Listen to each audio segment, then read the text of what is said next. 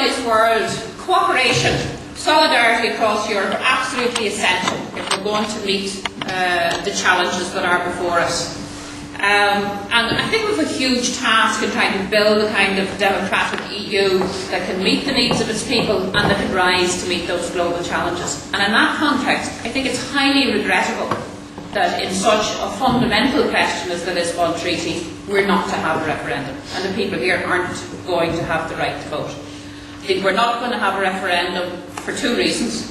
One is, as has already been stated, that the British government doesn't want to run a referendum where they think they're not going to get the answer that they want. And the other is that the Irish government will not run a referendum here in the north. So two governments, for different reasons, both denying us here in the north our right to vote. So, on Thursday, everyone else in Ireland is going to be voting, and we're not.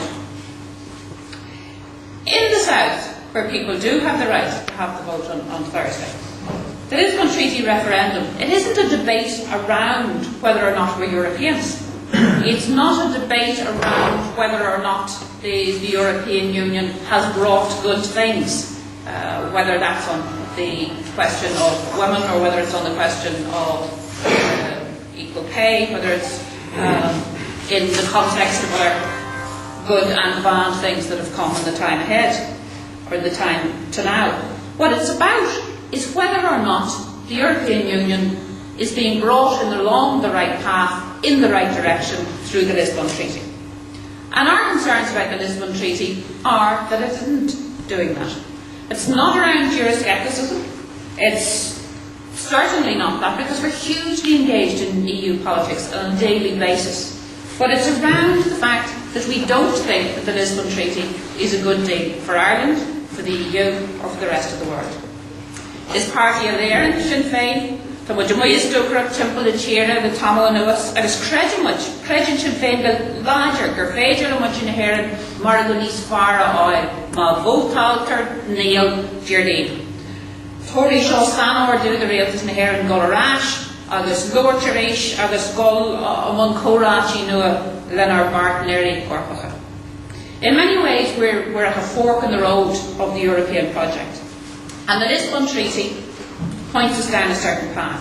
It contains substantial institutional and procedural changes to the structure, to the operation of the European Union. It continues the trend of centralising power. It doesn't challenge this trend of reasserting the primacy of the market, and it advances the militarisation agenda that we've seen in the EU in recent times. And that's not to take away from Alvin's point at all about the European Union at its basics being about stopping wars within Europe. But we also have a fundamental responsibility to see how the EU deals with the rest of the world as well, those outside of the EU. And I think that the treaty does it marks this step in the centralisation of power. There's over 60 areas where there are vetoes present, and they're going to be lost. It's continuing this trend away from consensus voting, intergovernmental consensus voting, to qualified majority voting, and that disadvantages the smaller states. Not only that, but in one of the passerelle clauses, Article 48, the European Council can decide to move even more areas from this consensus voting to qualified majority voting without having to come back to even those people who have a vote in a referendum this time, without coming back to them to ask again in the future. So people are concerned. And they're concerned about the combination of weaker voting strength in the Council of Ministers that Ireland is going to have in the time ahead, and the loss of an automatic right to appoint a commissioner. And this at a time when there are fundamental questions about the future of Europe, and on questions that are really important for Irish people. And that's when the EU has taken on a hugely extensive political agenda. So taken together, I think these changes undermine Irish influence. They're bad for democracy in the EU. And they expose the argument that's being put forward at the moment that it's somehow this is so important because it cements our place at the heart of Europe. It does nothing of the sort. Monitoring powers, we're being told, whether these are in domestic parliaments or the Citizens' Initiative, will make up for this, but they actually won't. They don't compensate, and they don't rebalance the democratic equation in terms of the powers that are being lost. And at this time, a smaller state like Ireland should not place ourselves in a weakened position in the EU institutions. So, Hílas lá tus úsáid Sinn Féin chun Lisbon Bas, Gwynan Shale Tionachar a Chonartha Éireann, Tionachar a Chonartha Éireann Orpa, agus Nui an Dón War. Agus Annalise agus Díosparach den Bana Janta agi Masan Sinn Féin, gur Drochwara go Déireann, Doniantas Orpa, agus den Dóna Mail Forbartha atá. The last decade has seen significant militarisation of the EU, the use of Irish taxpayers' money north and south to financially back European Defence Agency, the EU battle groups, and Article 28 of the Lisbon Treaty requires that states progressively increase their spending on military capabilities. And unlike the Danes, the Irish government didn't seek or secure an opt-out from the European Defence Agency.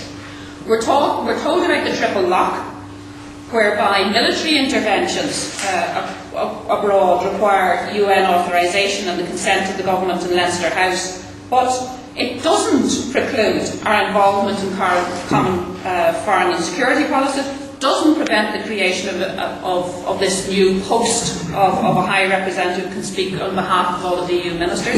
It doesn't stop the establishment of the EU Diplomatic Corps.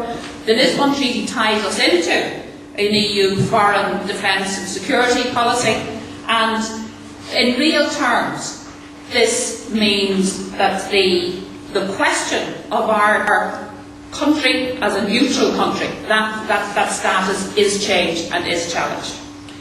Sure, we all know how vulnerable health services and public services are in the face of privatisation and liberalisation. We saw in the Irish ferries debate and in the Vaxon, the Fal and Rufford cases that were referred to earlier on tonight, the challenge that there is to the rights of workers. And yet at such a time when the entire trend in the EU at the moment is putting the rights of free movement of business and capital over and above the rights of workers, the Lisbon Treaty fails to copper fast on workers' rights. And for that reason also, we think that it's a bad deal and a better deal could be had. The treaty allows, in Article 188, it allows the door to open there for health and education to be opened up to competitive markets in the future.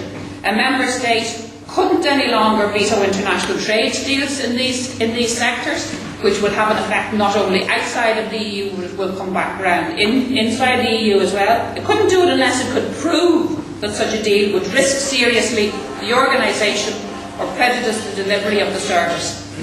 And in addition, under the Lisbon Treaty, public services generally would be subject to what they call new economic and financial conditions.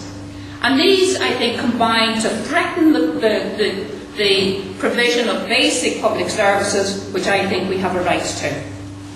So it really does reassert the whole idea that the market is king. We understand absolutely the need for enterprise, the need to create wealth, the need to have economic success. But we equally understand that can't be at the expense of basic social services, workers' rights, social protections. We also know that our rights, not just as consumers, but also as workers, have to be explicitly underwritten. And we think we've got a bad deal here on all of those areas. Assertions that the Charter of Fundamental Rights attached to the treaty addresses this is overblown. It makes claims for the treaty that aren't there. And in fact, even the European Trade Union Congress has called for a social progress clause to be put in alongside the EU treaties to guard against the social dumping that evidenced in the Vaxon case and the other cases, showing an understanding that isn't there within the treaty itself. the Irish government and others make a lot of a word, couple of words around climate change that don't actually add to the status of what can be done on that really important issue. And yet there's silence on the fact that the Lisbon Treaty continues and breathes further life into Euratom, and taxpayers' financial contributions go into the nuclear industry. And finally, can I say that the supporters of the Lisbon Treaty say that to challenge or reject this is anti-EU. It is nothing of the sort. It's about getting the right EU, getting the best for Ireland, for the EU and for the developing world. It's the stop of scaremongering or blackmail to say that we would lose our position if we say no. France said no to the EU constitution. At the end of this month they'll take over the presidency of the EU. So, like the majority of people, I firmly believe that Ireland's place is in the EU. Darla Lukta, Neil Plan B on. Achtana, being Plan B and Goni on, is the Felicia. So, Jude and Cumber Lisbon are in Darna Lodge, the Vehav, Free Chin, Higlin, Maradil, Nisbar, The question facing us is the Lisbon Treaty a good deal for Ireland? Is it a good deal for the European Union? Is it a good deal for the developing world? And I believe the answer to all three is a resounding no.